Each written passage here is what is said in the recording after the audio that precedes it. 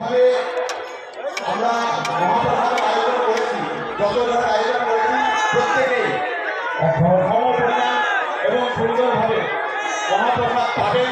কোনো তাড়াহুড়ো হইহুল্লোড় করবেন না, প্রত্যেকের কাছে অনুরোধ। আর কেউ মহাপ্রসাদ না নিয়ে এখান থেকে যাবেন না, প্রত্যেকেই। এখন আজকে বিশাল হিন্দু মহাসম্মেলনের সভাপতি বক্তব্য পরিবেশন করবেন।